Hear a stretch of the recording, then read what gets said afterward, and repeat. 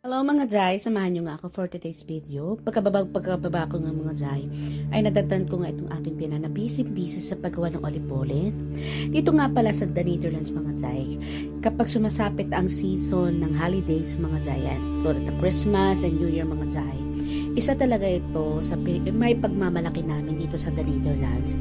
Kahit saan kasi ay makakabili at makakakita kayo ng mga nagtitinda at gumagawa ng olive.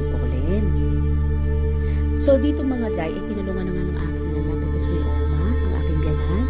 So, ang ginagawa na nga ng aking biyanan dyan mga Jai, ay yung may apple. Yung unang ninyo nakita, yun ay classic, meaning wala yung palaman. Kumbaga, yun yung classic ng olive oil. Etong mga Jai, ay may nilagay ang aking biyanan, which is ang apple. Napaka-common ito dito kasi maraming apple dito sa The Netherlands. Nung mga nakailang raang video ko mga Jai, ay may pinakita akong apple. Dito pala ginamit ang aking biyanan. So, ayan mga Jai, ang aking anak ang lagay ng asukal mga Jai. So, okay lang yan kasi kami lang naman kakain ito at hindi naman ito pagtinda. So, napaka-the best talaga ang olive kapag ang aking biyanan ang gumawa mga Jai. Ito yung classic mga Jai. Yung iba may raisin at yung iba may apple sa loob na ginawa din ng aking biyanan, at yung iba naman is yung mga pinag-slice na malalaki na apple. Sobrang sarap talaga mga Jai, as in hindi nakakasawa. Yung olive oil na gawa nila na mga Jai, tikman namin ni Sarah. Lagi ito ginagawa ng aking biyanan every Christmas and New Year. Yan. Usong-uso itong olive oil dito sa Netherlands. Iba't ibang flavor siya. Ito yung classic, meaning wala siyang palaman sa loob. Ito, tapos yung isa, nilalagyan nila ng apple sa loob. Tapos yung iba, chocolate. So marami ng iba't ibang flavor, vanilla, ganyan.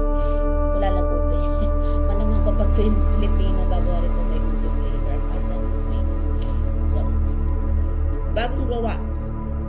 Lalagyan mo lang siya ng sugar powder. Ang sarap na talaga. Pag ang biyanan to, gumagawa masarap. Kasi sobrang lambot talaga ng pagkakagawa niya mga Jai.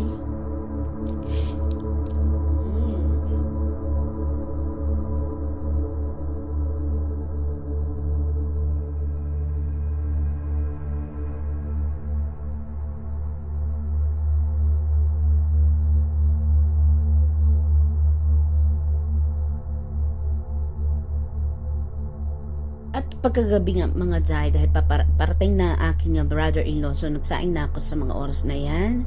And syempre ako lang ba yung mga Jai na kapag nagsasaing, kapag gusto ninyo mag-boil ng egg, ay sinasama nyo na sa saing.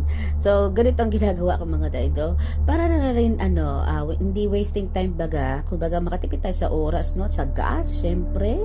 At yan, hinalo ko na talaga Jai para sabay na sila maluto. Baga 10 minutes lang to, dahil basmati rice ang gamit natin. So, kahit meron akong rice cooker, prepare ko pa rin ang lutuin gamit ang gas mga Jai. So, dahil maya na ay parating na yung aking brother-in-law, at least, no, sakto siya sa dinner, luto na ang ating rice, at naluto ko na naman na nakaraan ang ating renda. At yun ang aming pagsasaluhan ngayong bagong taon. So, yun lamang mga Jai.